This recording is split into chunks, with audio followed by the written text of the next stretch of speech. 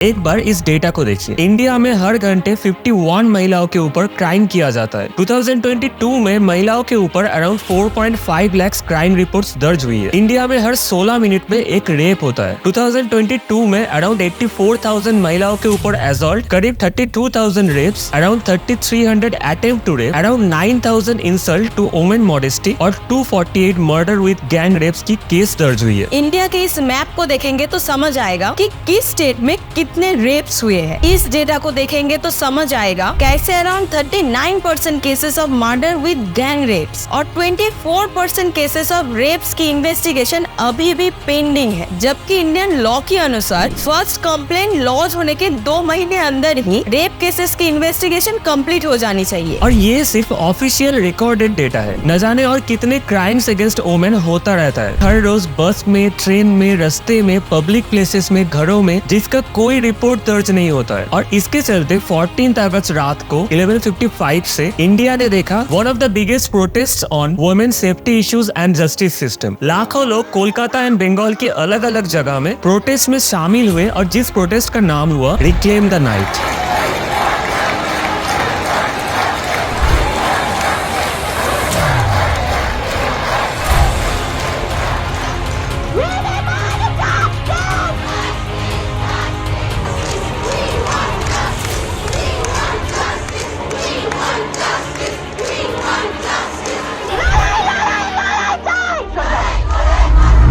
इस प्रोटेस्ट की main reason है 9 अगस्त हुई एक 31 इयर्स ओल्ड फीमेल डॉक्टर की brutal gang rape and murder. Kolkata की आरजीकर अस्पताल में कंटिन्यूअस 36 आवर्स ड्यूटी करने के बाद 9 अगस्त मिडनाइट करीब 2 बजे अपने कॉलीग्स के साथ डिनर करके उसी हॉस्पिटल के सेमिनार रूम में गई रेस्ट करने के लिए। एंड सुबह उस सेमिनार हॉल में उस डॉक्टर की सेमी नेकेड बॉडी मिला with evident assault marks on her body and private parts. Hospital authorities की तरफ से घर वालों को बताया गया ये एक सुसाइड है, जबकि बॉडी को देखकर साफ साफ पता लग रहा था कि ये एक रेप है। हॉस्पिटल की हेड ने इस इंसिडेंट के बाद बताया उस लड़की को इतनी रात में वहाँ जाने की जरूरत क्या थी। Really being a head of the hospital you ask this question. उसके बाद सारे डॉक्टर्स के प्रेशर में आके उन्होंने रिजाइन कर दिया, बट विद इन 8 आवर्स इनको दूसरी हॉस्पिटल की हेड बना दिया गया। ऑटोप्सी के बाद पता चला बॉडी के ऊपर से 150 मिलीग्राम सेमेन मिला है, जो कि एक एवरेज मेल के लिए इम्पॉसिबल है, जो ये क्लियरली दर्शाता है ये केस एक गैंग रेप एंड मर्डर है।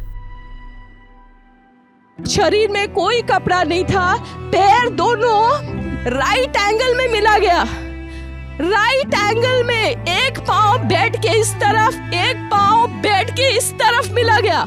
जब तक पेल्विक गर्डल नहीं टूटता है इस तरह 2 पाँव को नहीं चीरा जा सकता है। चश्मे को कूटा गया जिसके वजह से आंखों से खून निकल गया। गले में गला दबाकर मारा गया। और पूरा ये जो मैं बोल रही हूँ ये पूरा पोस्टमार्टम रिपोर्ट में वायरल हुआ है। आप लोग कृपया देखिए, ये कोई मनगढ़ंत नहीं है।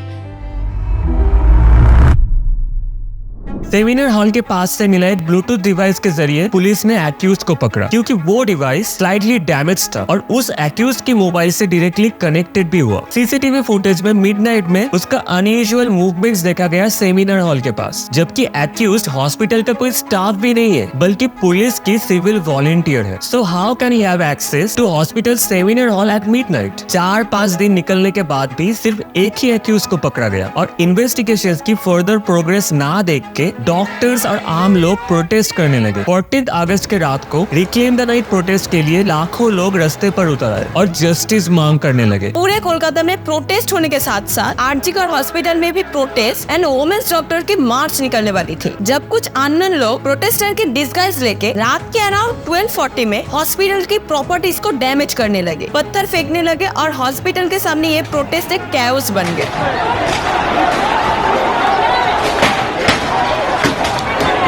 हम लोग यहाँ के रेसिडेंट्स डॉक्टर हैं। आप यहाँ का कंडीशन देख सकते हैं।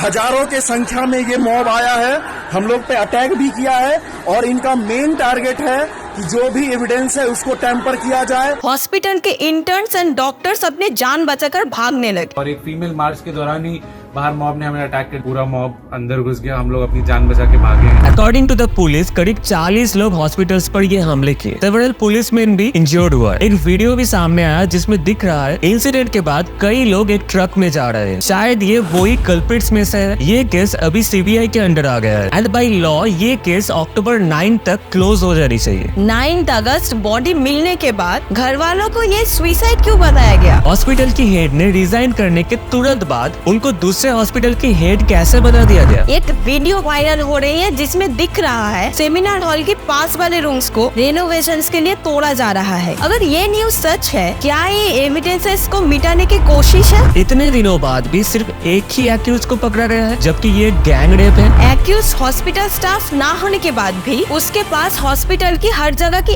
एक्सेस कैसे था? एक्यूज अरेस्ट होने के बाद उसका एटीट्यूड बदला नहीं है। He is like, फांसी देना है तो दे दो। How can someone be so shameless? Accused ने उस इंसिडेंट के बाद घर जाके इवेंट सो गया। क्राइम करने के बाद भागने की कोशिश भी नहीं की। तो क्या ये उसके लिए नॉर्मल बात है, जैसे कि पहले भी ऐसे टाइप कारनामे करने का एक्सपीरियंस हो? आप लोगों से दरख्वास्त है इस क्वेश्चन के साथ वीडियो को ज्यादा से ज्यादा शेयर कीजिए ताकि इंडिया की टॉप अथॉरिटीज के पास ये क्वेश्चंस पहुंचे और जस्टिस मिल सके। हम नहीं चाहते कि बाकी 39% मर्डर्स विद गैंग रेप्स की तरह इस केस के भी इन्वेस्टिगेशन पेंडिंग रह जाए और जस्टिस ना मिले। आपके भी घर में आसपास में माँ, बहन, दीदी, बच्चे, दोस्त है, आज एक फीमेल डॉक्टर की रेप हुई है, तो बस इसको एक डॉक्टर कम्युनिटी की प्रोटेस्ट मत बनाएंगे। हम सबको एक साथ आकर आवाज उठानी है। We women do matter. We deserve justice from these monsters.